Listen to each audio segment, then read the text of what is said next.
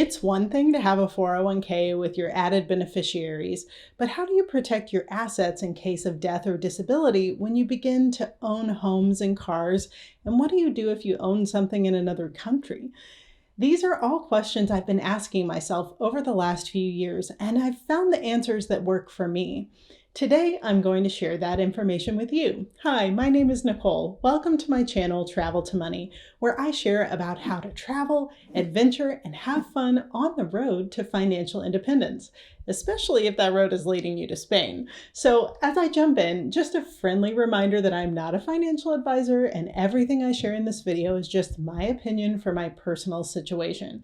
Before you make any decisions about your own assets, you should do your own research or consult a professional. You may have heard me talk before about how I lived 8 years rent-free, removing the largest expense from my monthly costs in order to save more money. That time was creative and awesome, but I'm in a different phase of my life now where I own a home in Spain, and I'm also trying to quickly pay off a new condo in Florida. Then there's the camper van that's not worth the cost of a house, but it's also not nothing. So as I look at all of these assets that I'm building, including the growing retirement accounts I have, it begs the question, what happens to all of this if I die? Not that I'm planning to kick the can anytime soon, but I really need a plan in place that will save my loved ones a lot of hassle and arguing, no matter when it is that I die. I think for some people it's more clear. You may have a spouse or children, but honestly, a lot of folks out there don't even have a plan, even if they have those more obvious beneficiaries.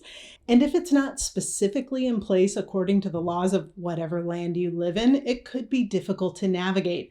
So first, I'm going to talk briefly about what I've done for my house in Spain. I went to my Spanish attorney and he told me that I'd need to have a will drawn up and notarized.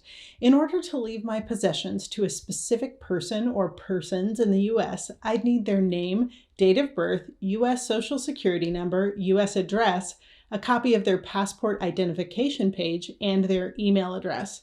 To leave to anyone from another country, you'd need the same information, but just swap out the Social Security number with whatever the tax identification number is from that home country.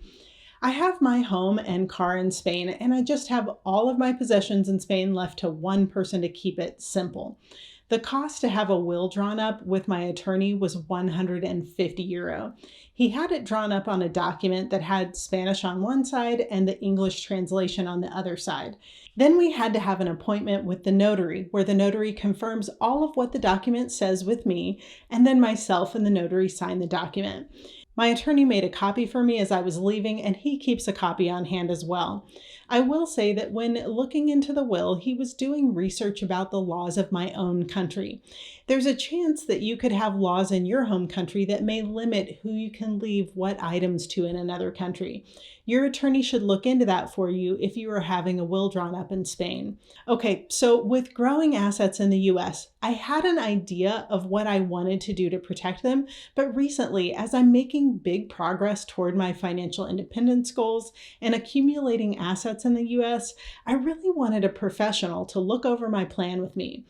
I love to help coach people who are just getting started with budgeting and helping them to develop a creative plan as they look toward financial independence. And although I think I'm quite competent when it comes to my finances and my planning, there's just another level of professional opinion I was looking for. But I really am not a fan of financial advisors who are investing my money for me and then taking a cut of my overall wealth. Gone are the days of that being necessary. You've probably heard, but I think it's less than 10% of financial advisors who actually beat the market, meaning in most cases, it's way better for you to just invest in the total stock market or the S&P 500 than having someone invest your money for you.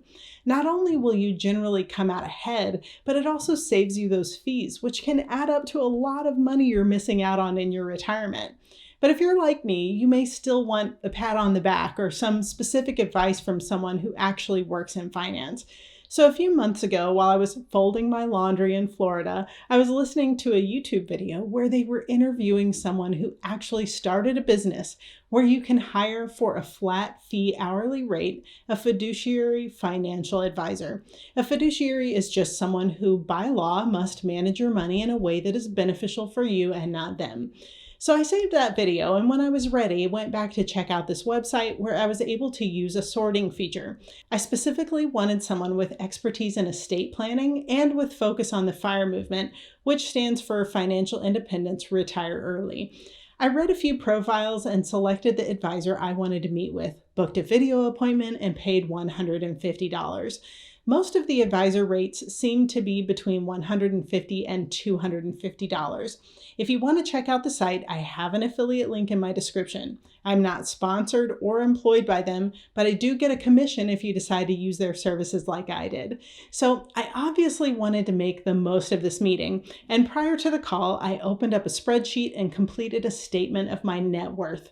I listed my different forms of income, each of my investment, checking, and savings accounts, and then made a list of each asset, the value of the asset, and the location of the asset, as well as listing my one debt, which is the condo I'm working to pay off. This came in really handy during my call because I was able to just share my screen and he could easily review all of my information. This call was really cool, and the next day I received a long list of notes and resources, as well as a link to the full recorded video of our session so that I'm able to look back on that if needed. This was such a huge benefit to me. Although I do feel like I was affirmed in all of my planning, and I probably could have navigated these asset protection decisions just from scouring the internet and watching YouTube videos, meeting with someone gave me another level of confidence and really saved me a lot of time and that underlying stress when you aren't 100% sure you're making the right decisions. So in my personal situation, I have all of these bank and retirement accounts, and each one already has beneficiaries listed. So the question was, do I need a will? Do I need a trust? Or should I use what's called a beneficiary deed for my houses? I just want to mention that if you are in the US, you may have state laws that are different from mine. And I think that's one of the reasons an advisor can be of help. So there are two things I'm considering: a beneficiary deed for my condo and camper van or a trust.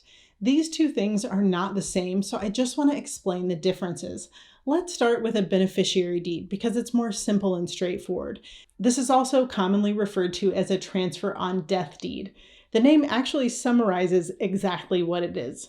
If you have a transfer on death deed, when you die, the assets you have listed, such as a home or in some states, vehicles, will automatically transfer to the beneficiary.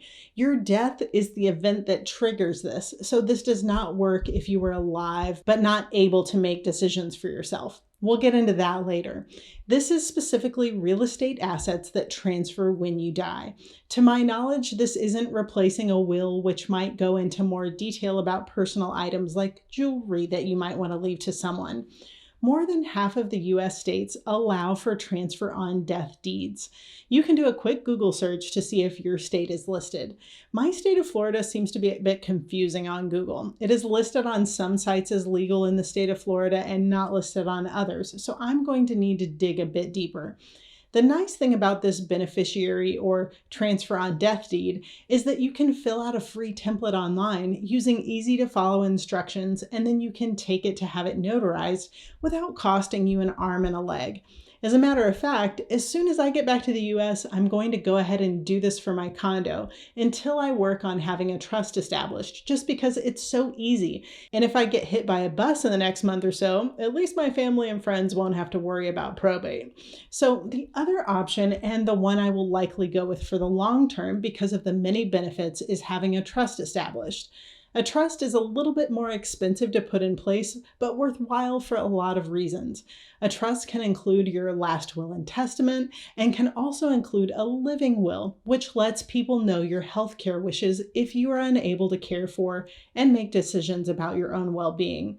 It can include power of attorney and an exact plan for your assets. With a trust, you can get a lot more specific than a beneficiary deed.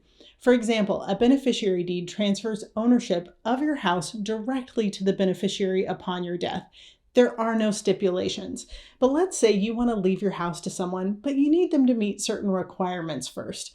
All of this can be listed in a trust. One of the assets I'm thinking about lately is this YouTube channel. I've built a bit of a business off of this, and although it's not a cash cow, it does bring in income, and I want to decide how I want that to be managed should I die. Anyhow, I do have a local office where I can work with someone on my trust, but the financial advisor I met with also sent me a link for a site that I'm looking into. They provide state-based attorneys to help you complete your trust. For individuals, it's just $499, and for couples, it's just $599. I'll put an affiliate link to them in the description as well in case you want to check that out for your own situation. I'm super thankful to be in a position where I would even need a trust. 10 years ago, I had not much of anything to leave anyone, so now having the responsibility of managing assets is a privilege that I want to steward with care.